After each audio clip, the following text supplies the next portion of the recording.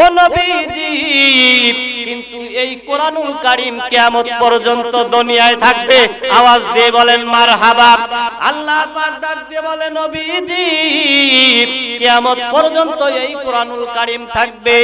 যতগুলো উম্মত আপনার এই দুনিয়াতে আসবে প্রত্যেকটা উম্মত যেন জানতে পারে আল্লাহ পাক তার হাবিবকে তার বাড়িতে নিয়ে মেরাজ করিয়েছেন। মারহাবা বলেন। ও বন্ধু একটু গভীর মনোযোগ দিয়ে কথাগুলো শুনতে হবে। আমার আল্লাহ ডাক দিয়ে বলে নবীজি ও নবীজি আপনার মনের ভিতরে কষ্ট, আপনার মনের ভিতরে যন্ত্রণা, কারণ হলো নবীজির আপন দুইজন মানুষ দুনিয়া থেকে বিদায় নিয়ে চলে যায়। ও বাজার আমার নবীজি পৃথিবীতে আসার 6 মাস পূর্বে নবীজি পিতা হারান, নবী আমার এতিম হয়ে যায়। আমার নবী পিতার কি আদর কি যত্ন আমার নবীর কিসমতে জোটে নাই।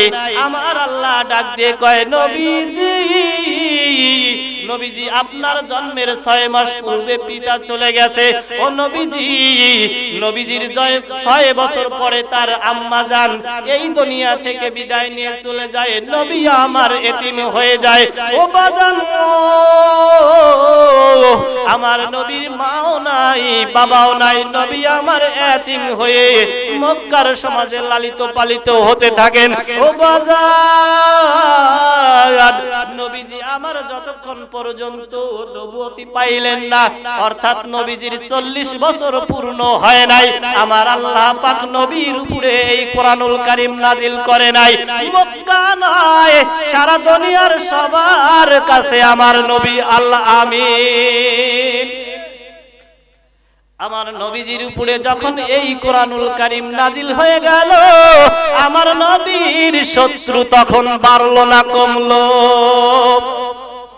নবীর শত্রু বেড়ে গেল একটাই কারণ, নবী আমার কোরআন দিয়ে সমাজ গঠনের কথা বলেছে। ও মুসলমান আমার নবীর চেয়ে কিন্তু ভালো মানুষ দুনিয়ার একজনও ছিল, আছে, থাকবে, থাকবে না, ছিলও না। কিন্তু তারপরে নবী যখন বলেছে লা ইলাহা ইল্লাল্লাহ একমাত্র আল্লাহ ছাড়া কোনো মাবুদ নাই, এই কথা যখন আব্দুল্লাহর বেটা মুহাম্মদ বলল, মক্কার পাতিশিয়াল খেকশিয়াল আবু জেহেল উতবা সাহেবা বলল আহারে আব্দুল্লাহর বেটা মুহাম্মদ পাগল হয়ে গেছে। এতদিন আমরা মানুষের পূজা করলাম, দেবদেবীর পূজা করলাম, ক্ষমতার চেয়ারে বসে থাকলাম, মানুষ আমাদেরকে প্রভু প্রভু বলে ডাকলো। আজকে যদি মুহাম্মদ বলে আল্লাহর হুকুম ছাড়া জমিনে কারোর হুকুম চলবে না, আল্লাহর গোলামি ছাড়া এই জমিনে কারোর গোলামি চলবে না, আর এই কথা যদি এই মক্কার মানুষরা মেনে নেয়, তাহলে আমি আবু জেহেল আমার নেতৃত্ব কোথায় যায়? যদি মক্কার সমাজের লোকেরা এই লা ইলাহা ইল্লাল্লাহ যদি এই কথাটা মেনে নেয়, মুহাম্মাদুর রাসূলুল্লাহ সেটা পড়ে, শুধু যদি লা ইলাহা ইল্লাল্লাহ মেনে নেয়, তাহলে আমার কোনো নেতৃত্ব সমাজে থাকবে না। তার জন্য তারা রাসূলকে হত্যা করার জন্য অনেকগুলো ষড়যন্ত্র করল, কিন্তু রাসূলকে কি হত্যা করতে পেরেছে? বলেন পেরেছে? যার সাথে আল্লাহ থাকবে, দুনিয়ার সবাই যদি বিপক্ষে চলে যায়, আল্লাহ পাক তাকে হেফাজত করবে কি করবে না? আর আমার আপনার সবাই বন্ধু, আল্লাহ যদি আমার আপনার ক্ষতি চায়, দুনিয়ার কেউ কি আমাকে আপনাকে বাঁচাইতে পারবে? বলেন বাঁচাইতে পারবে? আল্লাহ পাক আমার নবীজিকে ডাক দিয়ে বলেন ও নবী, মক্কার ঘরে ঘরে শত্রু তৈরি হয়ে গেল গো নবী। নবীজি আপনার মন খারাপ, নবীজি আমি আল্লাহ পাক যদি আপনাকে সৃষ্টি না করতাম, তাহলে তামাম পৃথিবীর কোনো কিছুই সৃষ্টি করতাম না। আল্লাহু আকবার বলেন, মারহাবা আওয়াজ দিয়ে বলেন। আল্লাহ ডাক দিয়ে বলেন নবীজি আবু জেহেল উতবা সাহেবা এরা যতই চক্রান্ত করুক না কেন, যতই ষড়যন্ত্র করুক না কেন, ও নবীজি আমি আল্লাহ পাক আপনাকে সৃষ্টি করে দিয়েছি। ও নবীজি, আমি আল্লাহ পাক ঘোষণা করলাম, নবীজি আপনার সঙ্গে যদি কেউ না থাকে, আমি আল্লাহ পাক আপনার সঙ্গে রয়েছি। আওয়াজ দিয়ে বলেন মারহাবা। এখন বাংলাদেশের ডক্টর ইউনূস যদি আমার আপনার কাছে এসে বলে, ও করিম, রহিম, সলিম, তোমার পাশে যদি বাংলাদেশের কেউ না থাকে, আমি যদি ডক্টর ইউনূস থাকি, আর কোনো ভয় আছে? বলেন, কোন ভয় আছে? কোনো ভয় নাই। তাহলে যিনি এই পৃথিবী সৃষ্টি করলেন, যিনি আমার আপনার মালিক, সেই আল্লাহ যদি রাসূলকে বলে রাসূল, কোনো ভয় নাই, আপনি দাওয়াতের কাজ চালান, পৃথিবীর কেউ আপনার ক্ষতি করতে পারবেন না। বলেন, রাসূলের কোনো ভয় আছে? রাসূলের কোনো ভয় আছে? রাসূলের সৈনিক যারা হবে, রাসূলের আদর্শে আদর্শিত যারা হবে, তারাও আজকের সমাজে কোরআনের দাওয়াত দিবে। বাতিলরা নানান পায়তারা করবে, নানান ষড়যন্ত্র করবে, কিন্তু যারা রাসূলের প্রেমিক, রাসূলের আদর্শে আদর্শিত, তারা কি এই হক পথ ছেড়ে দিবে? বলেন, ছেড়ে দিবে কি? ছেড়ে দিবে। রাসূলের উপরে কোরআনুল কারীম নাজিল হয়ে গেল, আমার নবীজি মক্কার সমাজে বললেন সব বাদ, লা ইলাহা ইল্লাল্লাহ, নাই কোনো মাবুদ এক আল্লাহ ছাড়া। আপনি যদি আল্লাহকে রব বলে মেনে নেন, এইখানে ইলার ভিতরে অনেকগুলো আছে, আপনি যখন রবকে একভাবে স্বীকার করবেন, তখন আপনার মুখ দিয়ে মিথ্যা কথা বের হবে। আওয়াজ দিয়ে বলেন, বের হবে। আপনার হাত দিয়ে ঘুষের টাকা আপনি খেতে পারবেন, সমাজের ভিতরে স্ট্রাগলখুরি আপনি করতে পারবেন? পারবেন না। কারণ হলো আপনি রব বলে স্বীকার করেছেন কাকে? একটু আওয়াজ দিয়ে বলেন, কাকে? আমরা কারা কারা রবকে রব বলে স্বীকার করি? হাত তুলে দেখাই। আল্লাহ তুমি আমাদের সকলকেই কবুল করো, বলুন আমিন। তাহলে আমরা রবকে যদি রব বলে স্বীকার করি, এখন রাতের আঁধারে পাপ করতে গেলে দুনিয়ার কেউ না দেখলে যিনি দেখে, আওয়াজ করে বলেন তো তার নাম কি? আল্লাহ। আবু জেহেল দেখলো এই মুহাম্মদকে তো বাঁচিয়ে রাখা যাবে না, নানান পায় তারা করলো, কিন্তু পারে নাই দুইজন মানুষের কারণে। কয়জন? আওয়াজ দিয়ে বলেন, কয়জন? আমার নবীজি দিনের দাওয়াত নিয়ে যখন মক্কার নগরীতে যায়, মক্কার ঘরে ঘরে যায় গো ভাই, আমার নবী দিনের দাওয়াত নিয়ে মক্কার ঘরে চলে যায়। মক্কার কাফের বেঈমানেরা আমার নবীজিকে আঘাত করার জন্য আসে, কিন্তু যখন শুনে আহারে এটা হলো আবু তালিবের ভাতিজা। কার ভাতিজা? আবু তালিবের ভাতিজা। তখন ওই মক্কার নেতারা আমার নবীর উপরে আঘাত করতে পারে না, কারণ হলো যার পিছনে শক্তি আছে তার উপরে কথা বলতে একটু ভয় আছে না নাই? আমার নবী সারাটা দিন দিনের দাওয়াত মক্কার আনাসে কানাসে গলির ভিতরে আমার নবীজি দিনের দাওয়াত দেয়।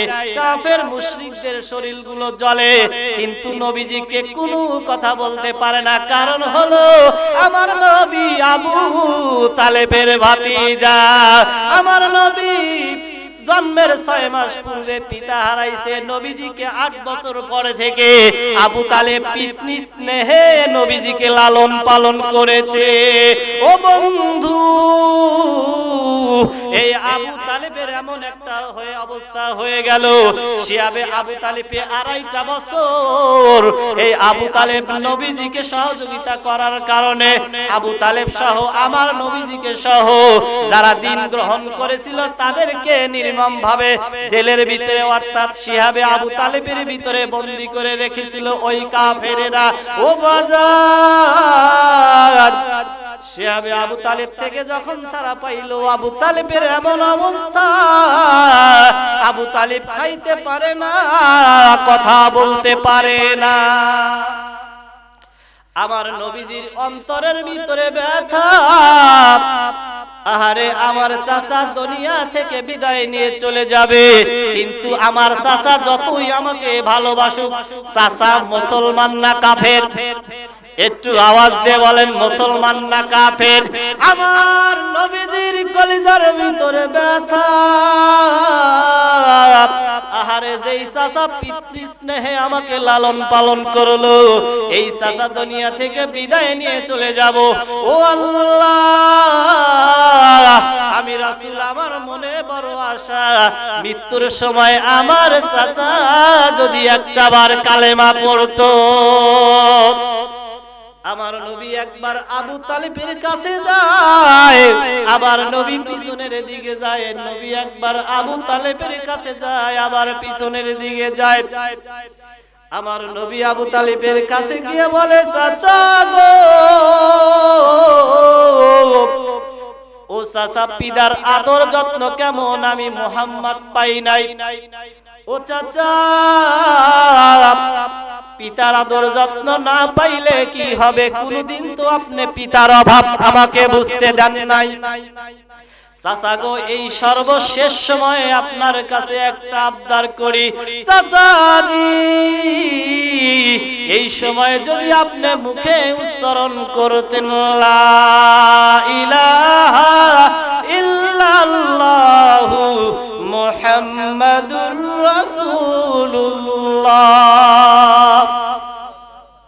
আমার নবী বললেন, চাচা কিচ্ছু চাই না, শুধু একটাবার মুহাম্মাদুর রাসূলুল্লাহ বলতে হবে না। চাচা আপনি শুধু বলেন লা ইলাহা, এই কথাটা চাচা আপনি যদি বলতে পারেন, আমি আপনার ভাতিজা হাসরের ময়দানে আপনাকে সুপারিশ করে জান্নাতে নিয়ে যাব। কিন্তু পাশেই বসা ছিলেন আবু জেহেল। আবু জেহেল বলছে, আবু তালিব, এই শেষ সময়ে তুমি যদি এই মুহাম্মাদের কালেমা পড়ো, তাহলে সকল কুরাইশ বংশের সবাই দুনিয়ার মানুষ বলবে আবু তালিব মরার সময় বাপ দাদার ধর্ম বিক্রি করে দিয়ে গেছে। নাউজুবিল্লাহ বলেন। কিন্তু আবু জেহেল পড়তে দেয় না। আমার নবী বলে, চাচা গো, একটা বার আপনি কালেমা পড়েন। আবু তালিব কালেমা পড়তে চায়, কিন্তু আবু জেহেল কয়, খবরদার, আবু তালিব কালেমা পড়া যাবে না। এমন করতে করতে আবু তালিব দুনিয়া থেকে বিদায় নিয়ে চলে গেলেন। আমার নবীজির মনে কষ্ট। আল্লাহ ডাক দিয়ে বলে, হাবিবি ও, মনে কষ্ট রাখবেন না, কারণ হেদায়েতের মালিক আমি আল্লাহ, যাকে ইচ্ছা তাকে হেদায়েত দেব। নবী আপনি হেদায়েত দিতে পারবেন না। ও নবীজি, আপনি বড় ইচ্ছা ছিল আবু তালিব কালেমা পড়ে মুসলমান হবে। নবীজি, আপনার মনের ভিতরে কষ্ট, আমি আল্লাহ আপনাকে সান্ত্বনা দিলাম। আপনার চাচা জাহান্নামে যাবে, ঠিক আছে। ও নবীজি, আমি আল্লাহ ঘোষণা করলাম, জাহান্নামীদের সর্বনিম্ন যেই শাস্তি, এই শাস্তি আপনার চাচাকে দেওয়া হবে।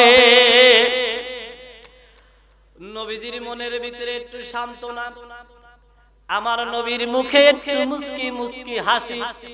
আমার নবী কয়, আল্লাহ, জাহান্নামের সর্বনিম্ন শাস্তিটা কি আমি মুহাম্মদ জানতে চাই। আল্লাহু আকবার বলেন। আল্লাহ ডাক দিয়ে বলে, নবীজি, আপনার চাচা আবু তালেব আপনাকে লালন পালন করেছে গো। ও নবীজি, কালেমা পড়তে পারে নাই, কিন্তু সে দিনকে ভালোবাসছে, আপনাকে ভালোবেসেছে। ও নবীজি, আমি আল্লাহ পাক ঘোষণা করলাম, জাহান্নামের তৈরি এক জোড়া পাদুকা জুতা আপনার চাচার পায়ে পরিয়ে দেওয়া হবে। কয় জোড়া জুতা? এক জোড়া জুতা পরিয়ে দেওয়া হবে। হাদিসের ভিতরে এসেছে, যখন জাহান্নামের ফেরেশতাগুলো আবু তালিবের পায়ে এই জাহান্নামের জুতো পরিয়ে দিবে, সঙ্গে সঙ্গে আবু তালিবের মাথার মগজগুলো টকবক টকবক করে জ্বলতে থাকবে। ও বাজার, একটু নিজের বিবেকের কাছে প্রশ্ন করেন, জাহান্নামের সর্বনিম্ন শাস্তি হলো এইটা। এই শাস্তি পাওয়ার কারণে যদি আবু তালিবের মাথার মগজগুলো গলতে থাকে, আমি আপনি মিনিটে দিনে কতগুলো অন্যায় করি। আবু তালিব দুনিয়া থেকে বিদায় নিয়ে চলে গেল। আবু তালিবের মৃত্যুর 5 মাস 6 মাস কিতাবের ভিতরে এসেছে। একই বছরে নবীজির সহধর্মিণী হযরতে খাদিজা দুনিয়া থেকে বিদায় নিয়ে চলে গেল। এই খাদিজা এমন একটা মহিলা ছিলেন গো ও মা, একটাবার কান ফালা শোনেন, হযরতে খাদিজাও মহিলা, আপনারাও মহিলা। আমার নবীজি সারাটা দিন দিনের দাওয়াত মক্কার অলিতে গলিতে দেয়। নবী আমার ক্লান্ত শ্রান্ত সারাটা দিন শেষে যখন তার রুমের ভিতরে চলে আসে, হযরতে খাদিজা আমার নবীজিকে সান্ত্বনা দেয়। এই খাদিজার সময় শেষ, মরণের আগে হযরতে খাদিজা বলে, ইয়া রাসূলুল্লাহ, ইয়া হাবিবাল্লাহ, নবীজি আমার হয়তো সময় শেষ, নবীজি মরণের সময় আমি আপনার কাছে কিছু জিনিস চাইবো। আওয়াজ দিয়ে বলেন মারহাবা, আর একটু আওয়াজ দিয়ে বলেন মারহাবা। আমার নবীজি বললেন, খাদিজা তুমি কি জিনিস চাইবা গো খাদিজা? আমি মুহাম্মদ সাল্লাল্লাহু আলাইহি ওয়াসাল্লামের কাছে যদি না থাকে, হযরতে খাদিজা বলে, ইয়া